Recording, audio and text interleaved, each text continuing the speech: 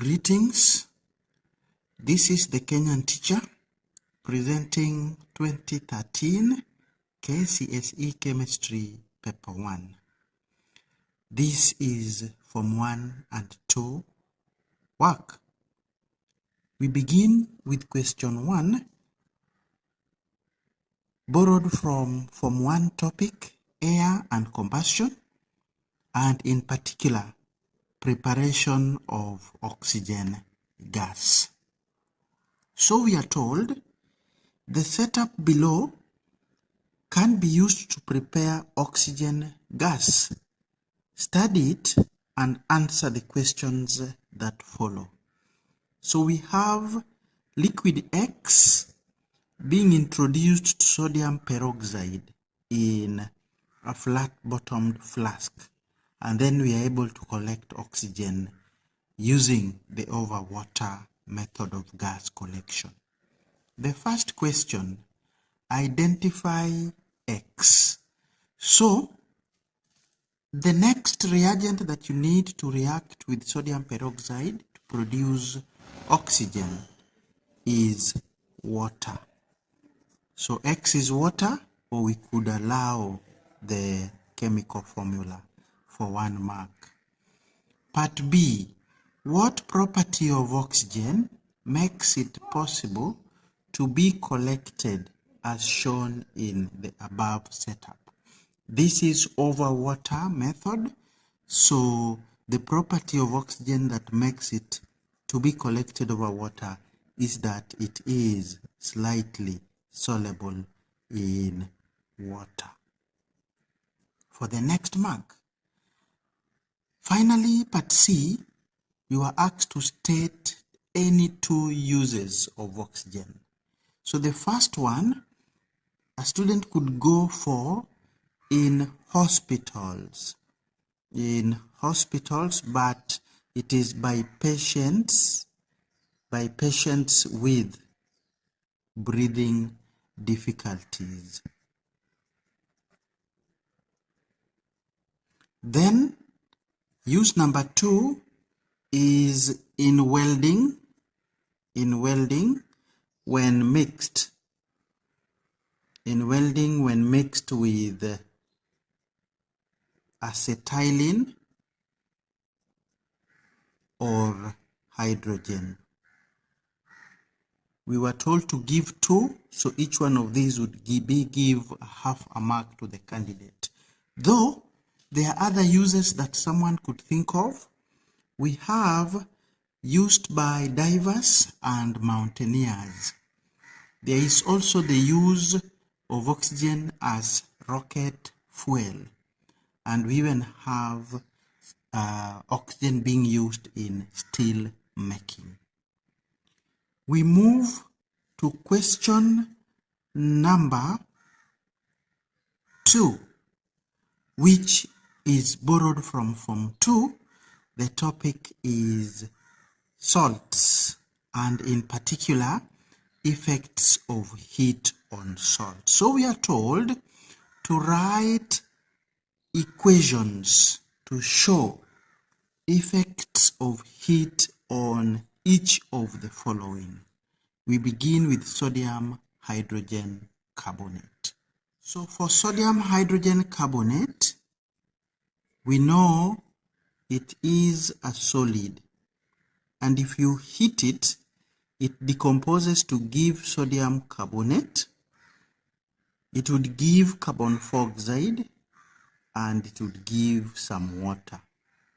This is balanced with a 2 on our sodium hydrogen carbonate. To silver nitrate would decompose to give the metal, because silver is a metal that is not very reactive, so its nitrate would decompose to give the metal, nitrogen 4 oxide gas, and oxygen. We balance with a 2 on silver nitrate, a 2 on silver, and a 2 on nitrogen 4 oxide. For anhydrous iron 2 sulfate, we have the salt. decomposing on heating to give iron 3 oxide, sulfur 4 oxide mixed with some sulfur 6 oxide as well, balanced with a 2 on iron 2 sulfate. We proceed to question number 3, which again is obtained from Form 1 work. Topic now is separation of mixtures, and this is solvent extraction. Question 3. Describe an experimental procedure that can be used to extract oil from nut seeds. So, as usual, we shall crush for the first half mark the seeds. We do so in a mortar using a pestle. We shall then add a suitable solvent. Acetone would do, or propanol would also do. We can use any suitable one, even ethanol, and any other suitable solvent that is available. Add suitable solvent, half a mark. After that, we shall filter to obtain mixture of oil and the solvent that we have used. Filter the next half mark. Finally, we will evaporate the acetone. Let's assume we used acetone as our solvent. We shall evaporate acetone to obtain oil. This can be done by exposing the mixture to sunlight. Evaporate the acetone, half a mark, giving us a total of 2 marks for question 3. Next question is number 4, and this is borrowed from Form 2 work. The topic is now structure and bonding. So in number 4 we are told, in terms of structure and bonding, explain the following observations. Part A, the melting point of aluminium is higher than that of sodium. So here, a candidate was expected to write that aluminium has more delocalized electrons. Than sodium. Hence, a stronger metallic bond that would give the student 1.5 mark, more delocalized electrons, half a mark, stronger metallic bond, 1 whole mark. To part B, again in terms of structure and bonding, explain why melting point of chlorine is lower than that of sulfur. So here our answer should read that sulfur has a ringed S8 molecules, while chlorine is only diatomic, which means 2 atoms per molecule. That would give the candidate 1 mark. Then you continue that the intermolecular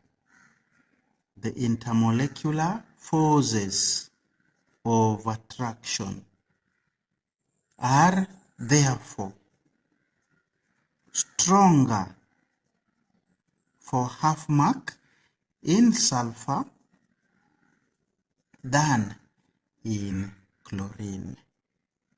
That would earn us total of 1.5 marks for question 4, part B.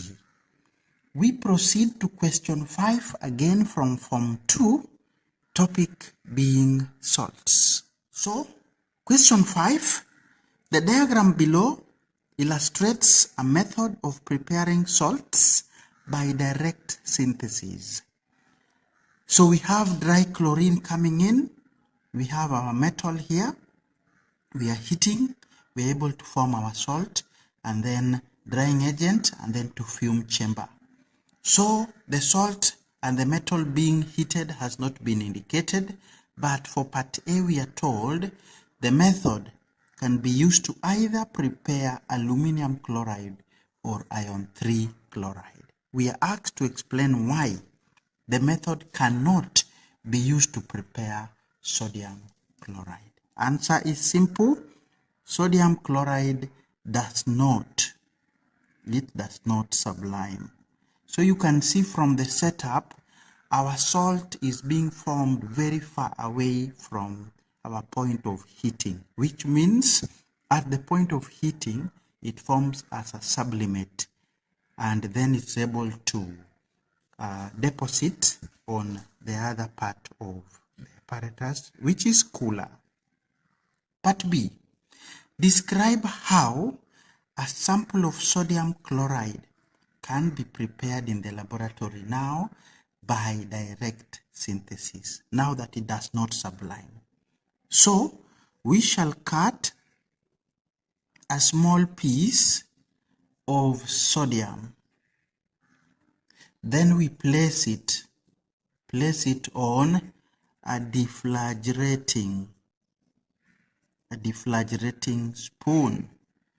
From there we shall heat it briefly.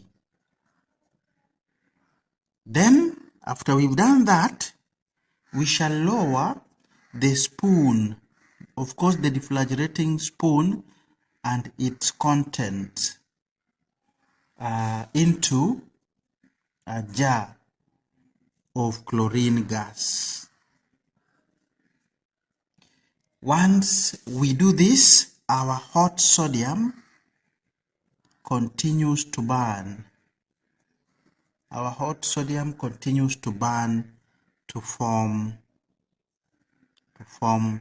our salt, sodium chloride. That would be direct synthesis. So cutting a small piece of sodium and placing it on a deflagrating spoon and then heating briefly, heating half a mark, lowering it to a jar full of chlorine, half a mark for lower, and choosing the correct gas, chlorine, another half a mark, and then continuing that sodium continues to burn to form sodium chloride. The last half mark totaling 2 marks. We proceed now to question number 15. This is borrowed from separation of mixtures of Form 1, and in particular the method is chromatography. The chromatogram below was obtained from a contaminated food sample P. Contaminants Q, R, S, and T are suspected to be in P. Use it to answer the following questions. So identify the contaminants in P. Here, a student was supposed to just check, this is our P, the contaminants which were separated out through chromatography to match the level of content in P. And as we can see, R matches P and also T. So contaminants are R and T. Each is half a mark, giving us a total of 1 mark for part A. Which is the most soluble contaminant in P? So we've identified R and T. We now want to compare the heights or the distance moved from the baseline, and you see T moved a longer distance, which means it is the most soluble for the next 1 mark. We move to number 18. This is borrowed from Form 1 work yet still, and the topic is now water and hydrogen. We are burning hydrocarbons in air. The setup below was used to investigate the products of burning biogas or methane. Study it and answer the questions that follow. So we burn biogas, we collect, or rather we direct contents of burning into the apparatus by the aspirator. Then here we have ice cold water, we have tube Y, we have tube Z, and then calcium hydroxide. So we are being told what product will be formed in tube Y. This is water. Because when you burn biogas, you form steam and carbon 4 oxide. So when you introduce steam to ice cold water, it will condense into a colorless liquid, which happens to be water. We proceed to part B of question 18. State and explain the observations which would have been made in Z. So in Z, we are seeing a case where we are bubbling our carbon dioxide produced through calcium hydroxide. So what we shall observe would be bubbles of a gas. We would see bubbles of a gas for the first half mark, and we will also see white precipitate for the next half mark. We are told to state then explain, so we shall go ahead and explain that carbon 4 oxide is produced. That is why we are able to see bubbles. So carbon 4 oxide is produced, which reacts with calcium hydroxide solution,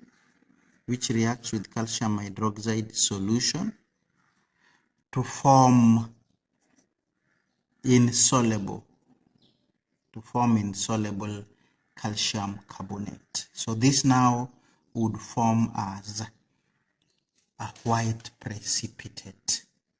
So we have bubbles of a gas half mark, white precipitate half, carbon dioxide produced half, and insoluble calcium carbonate half.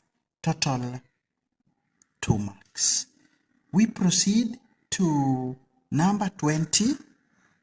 Number 20 is borrowed from Form 2 work, and this is atomic structure.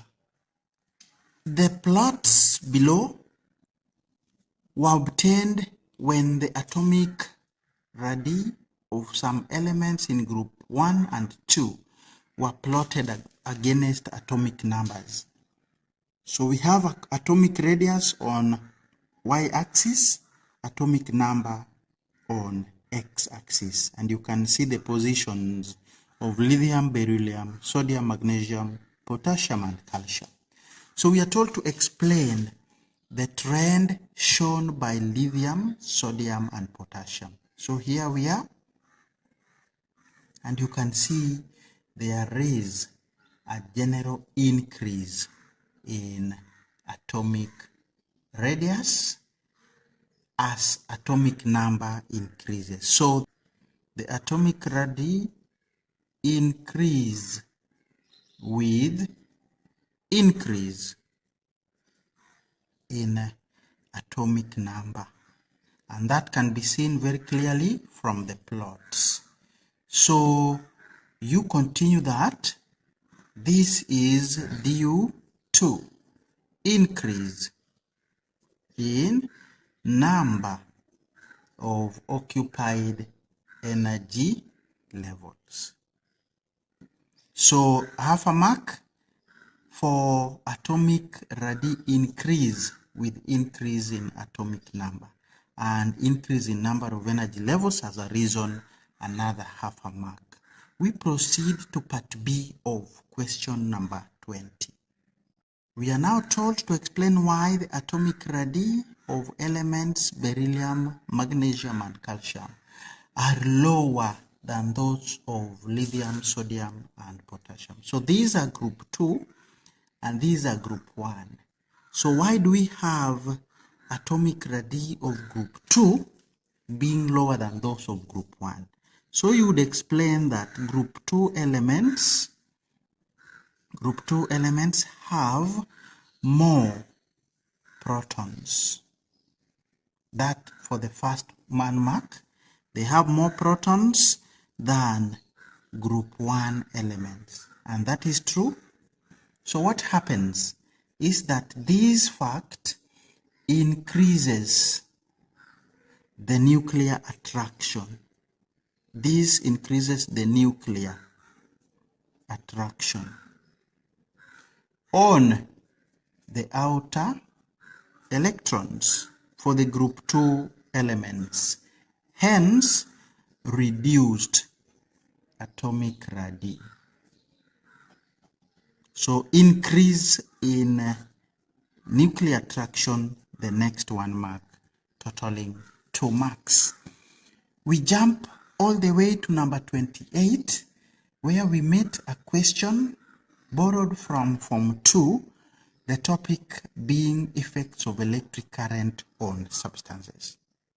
Number 28, a student investigated the effects of electric current by passing it through some substances. The student used inert electrodes and connected a bulb to the circuit. The table below shows the substances used and their states. So for experiment 1, we have potassium carbonate in solid. Experiment 2, copper 2 sulfate in solution. Experiment 3, sugar in solution. And lastly, experiment 4, lead 2 iodide in molten. So in which experiment did the bulb not light? We agree it is experiment 1 and experiment 3.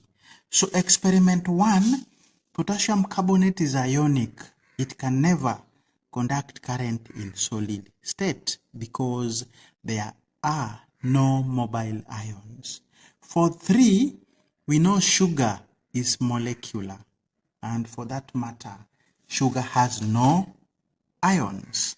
It will therefore not conduct. In part B, we are told to explain. So, in experiment 1, ions in our potassium carbonate are rigidly held in position because we are dealing with a solid. So they are rigidly held in position and cannot move. That's why there is no conduction. That is for 1 mark. Then we end by saying that in experiment 3, sugar solution does not have ions since sugar is molecular. For the next mark, that gives a total of 2 marks for question 28, part B. Finally, we look at question number 29, the last question borrowed from Form 1 and 2 for the year 2013. Question 29 came from Form 2, topic being atomic structure and isotopes in particular. The last question from Form 1 and 2 is number 29. Number 29 reads, a sample of hydrogen gas was found to be a mixture of the isotopes 1,1 hydrogen and 2,1 hydrogen. We are being asked to determine the relative molecular masses of the molecules formed. Of course, the molecule being formed here is water, because we burnt each of the isotopes in oxygen. So when I used 1,1H, the relative molecular mass of water would be 1 for hydrogen multiplied by 2, because hydrogen is appearing twice. And then I'll add 16 for oxygen. That gives me 2 plus 16, which is 18. Half a mark for the addition, half a mark for getting the correct relative formula mass. Now when it comes to 2,1H, I still have my water, but the relative atomic mass of hydrogen will be taken to be 2, the mass number here, but they are appearing twice. So 2 by 2, and then I add 2, 16 for oxygen. This gives me 4 added to 16, and I get 20 as the relative molecular mass for the water that will be formed when now I use the second isotope of hydrogen. Half for the addition, half for getting the right relative molecular mass. With that, we are through with Form 1 and 2 content as tested in the year 2013 Chemistry Paper 1. Thank you so much for being with us, and keep it here for more.